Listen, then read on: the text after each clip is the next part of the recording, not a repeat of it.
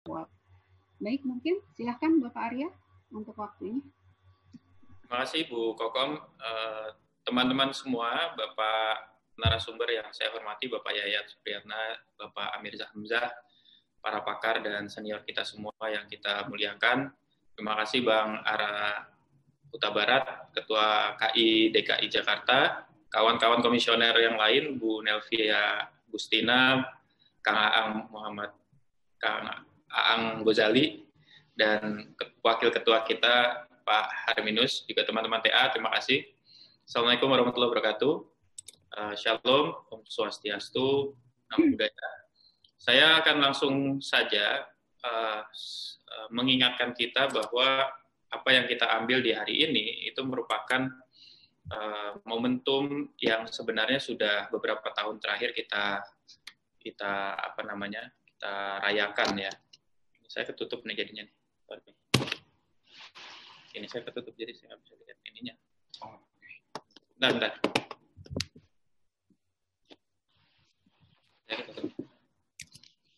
Oke. Yaitu Hari Anti Korupsi ya.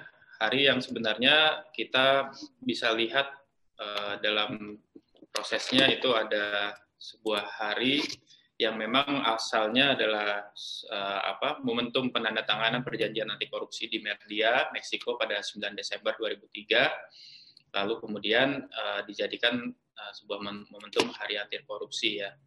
Dan kalau kita lihat sebenarnya Hari Anti Korupsi ini dari proses penandatanganan perjanjian anti korupsinya saja kita bisa lihat betapa proses perlawanan terhadap korupsi itu merupakan satu perjalanan panjang atau sebuah maraton ya yang dimulai sejak 6 Desember 2000 waktu itu ketika Majelis Umum PBB dalam sidang ke-55 melalui resolusi 55/61 itu melihat perlu ada instrumen hukum internasional terkait anti korupsi. Jadilah kemudian 3 tahun kemudian ada kesepakatan anak segala bangsa untuk menyepakati sebuah perjanjian anti korupsi. Nah inilah kemudian yang menjadi momentum yang kita rayakan.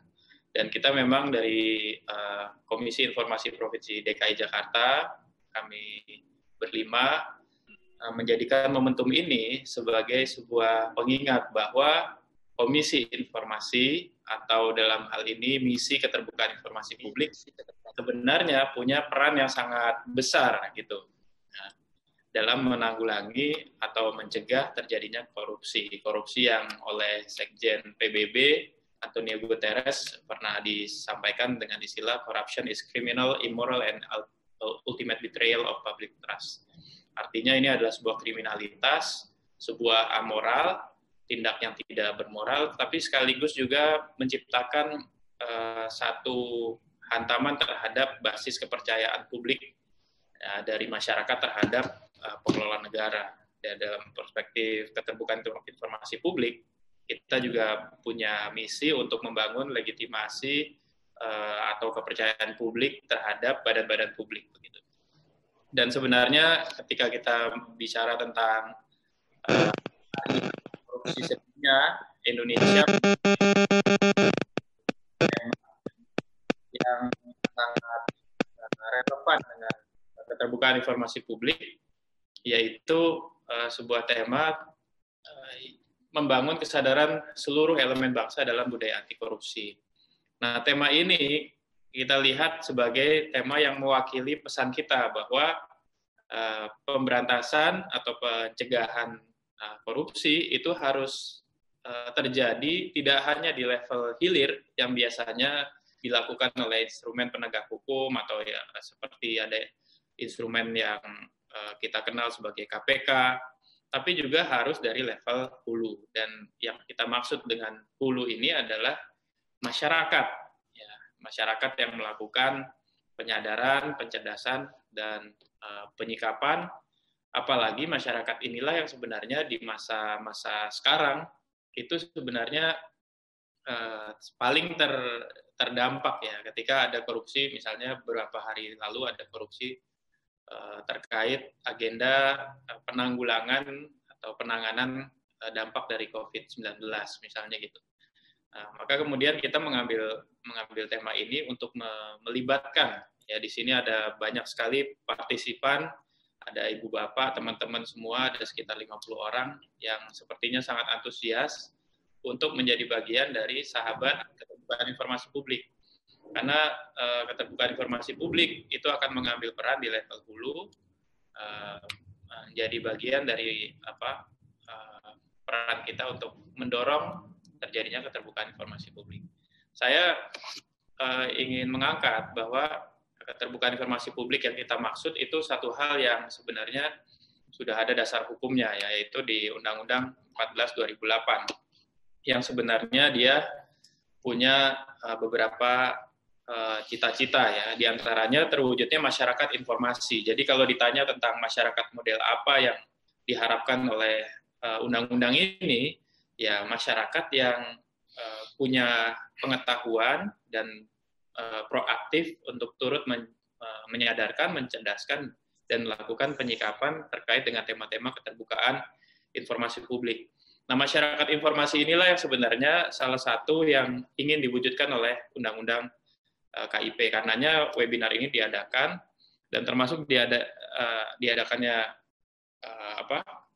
webinar ini adalah untuk turut melibatkan masyarakat sehingga dia menjadi masyarakat informasi yang mendorong keterbukaan informasi. Ya, keterbukaan informasi yang nanti akan menjadi tanggung jawab bagi badan publik yang terus-menerus melakukan perbaikan pengelolaan layanan informasi, ya dengan segala klasifikasinya, ya yang sifatnya berkala, serta-merta, dan setiap saat. Dan ini adalah bagian dari penguatan demokrasi kita, karena setiap kali ada masyarakat informasi, maka kita bisa bayangkan ada peran aktif masyarakat, ada dorongan terhadap badan publik yang lebih transparan, efektif, efisien, akuntabel, ya good governance gitu. Dan ini sebenarnya bagian dari cita-cita KIP yang kita maksud. Dan kalau Bapak Ibu sekalian dan teman-teman melihat, sebenarnya ketika bicara tentang keterbukaan informasi publik, ada sebuah prinsip yang fundamental, yaitu maximum access, limited exception. Jadi memang tujuan akhirnya masyarakat informasi mendorong terbukanya akses seluas-luasnya terhadap informasi publik, dengan tentunya pengecualian yang bersifat ketat dan terbatas.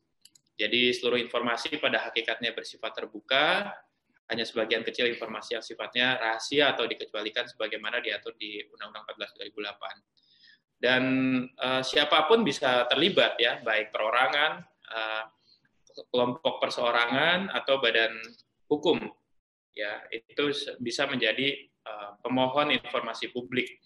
Dan karenanya kita ingin sebenarnya di momentum sekarang bersama kawan-kawan di Provinsi DKI melaunch itu sebuah identitas yang melekat di masyarakat informasi secara perorangan, yaitu sahabat keterbukaan informasi publik, baik perorangan ataupun kelompok ataupun badan publik.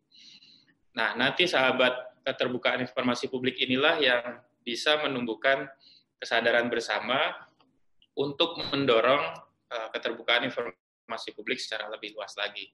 Ya, sebagai pengetahuan umum kita bahwa undang-undang mengatur juga klasifikasi terbuka dan dikecualikan.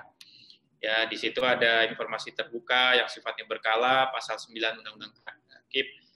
Ada yang informasi diumumkan serta-merta, pasal 10 Undang-Undang KIP. Ini salah satu contohnya ketika bicara tentang pandemi juga termasuk ke kategori ini, harus serta-merta diinformasikan. Lalu kemudian ada informasi tersedia setiap saat. Ya, kita punya media organisasi, setiap badan publik juga punya kewajiban untuk menyajikan, dan juga berdasarkan permintaan, ya, pasal yang sifatnya ini respon.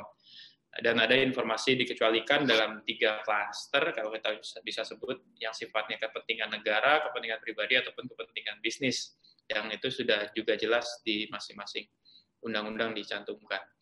Nah, kita sebagai satu-satunya lembaga, kita bisa sebut Komisi Informasi sebagai satu-satunya lembaga yang diamanahkan oleh Undang-Undang KIP untuk mewujudkan masyarakat informasi. Jadi tema kita melibatkan itu ada di tema masyarakat informasi.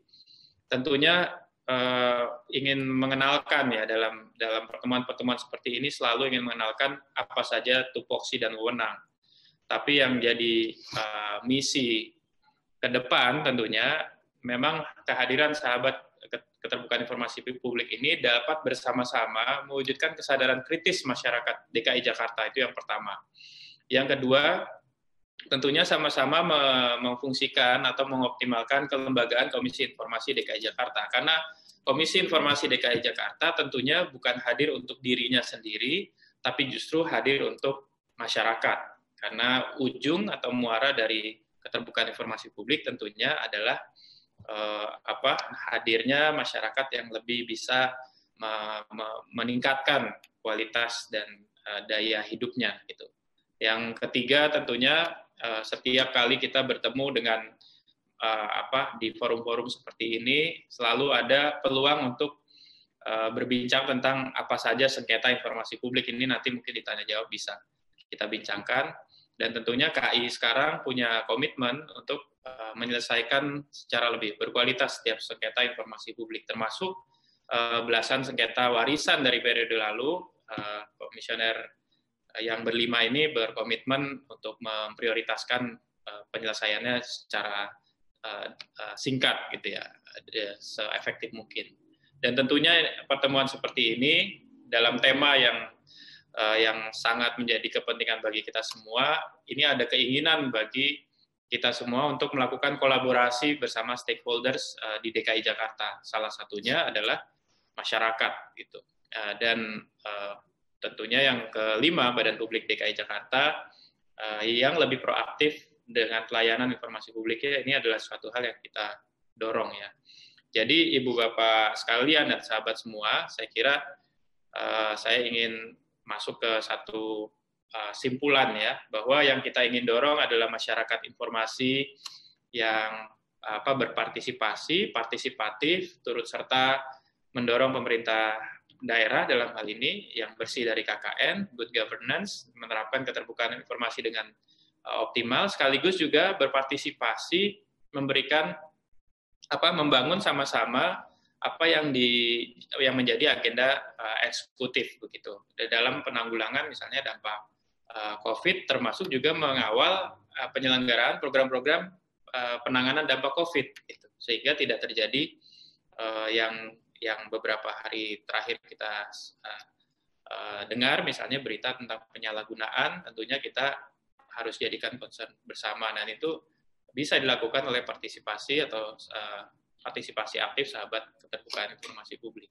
Dan pada akhirnya sebenarnya kita punya optimisme karena kita ada di provinsi yang mendapatkan kategori Badan Publik Informatif secara berturut-turut ya, dan artinya kita percaya bahwa kualifikasi informatif dari pemerintah provinsi kita dan badan-badan publik kita itu akan secara tidak langsung, indirectly, akan menolong efektivitas pencegahan korupsi. Karena keterbukaan informasi sebenarnya bertujuan memang awalnya untuk mencegah penyalahgunaan kewenangan dan praktik korupsi. Dan ini sebenarnya sudah bisa dilihat indikator-indikatornya, apalagi KAI Pusat juga akan segera merilis tentang indeks keterbukaan informasi publik. Tentunya ini akan menambah penguatan kita dalam melakukan misalnya pemeringkatan, lalu kemudian Monef, dan sama-sama menjaga agar